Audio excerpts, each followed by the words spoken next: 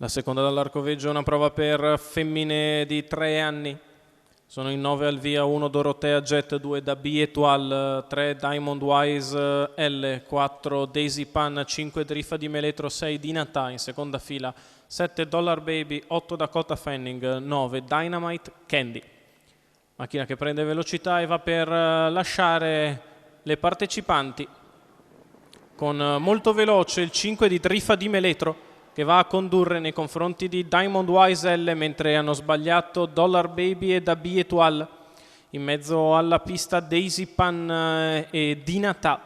Prova a progredire Numero in avanti 7, Daisy Pan Dollar Baby squalificato per andare su Drifa di Meletro, che ha preso la testa in maniera facile, 15-1 per il lancio. Drifa di Meletro al comando nei confronti di Daisy Pan al largo, Diamond Wise L allo steccato, poi Dynamite Candy che va a fare la seconda pariglia, chiudendo in corda Dorothea Jet, poi ancora Dinata e Dakota Fanning alla retroguardia. 33 per i primi 400 metri, comunque abbastanza solleciti. Drifa di Meletro è sotto l'attacco esterno da parte di Daisy Pan. 45,8 per i 600 metri davanti alle tribune, Drifa di Meletro in vantaggio.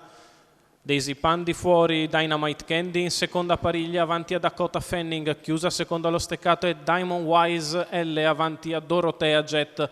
1 minuto e 9 decimi per la metà gara di Drifa di Meletro e di Daisy Pan, che proseguono apparigliate verso il primo chilometro.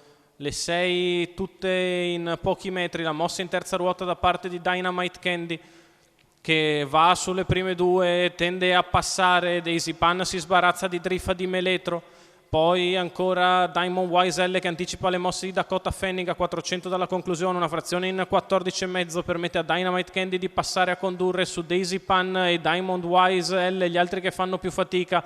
Dynamite Candy in vantaggio nei confronti di Daisy Pan, che ha avuto percorso tosto, poi Diamond Wise L, la piegata conclusiva passata in 15,3 da Dynamite Candy, che se n'è andata dalla compagnia, deve gestire solo gli ultimi 100 metri, finisce forte ma tardi Diamond Wise L. Dynamite Candy che nel finale porta a casa la vittoria su Diamond Wise L. Al terzo posto Daisy Pan, 1.15.8 ragguaglio cronometrico, 31 la chiusa, il parziale risolutore sulla dritta di là Daniele Orsini, che guida per il training di Massimo Barbini e la scuderia Vecchia Toscana. La vittoria della figlia di Royalty for Life e Candy Crisp, che riapprezziamo, un bel modello, questa allieva di Massimo Barbini e Daniele Orsini, che porta a casa la vittoria su Diamond Wise L e Daisy Pan.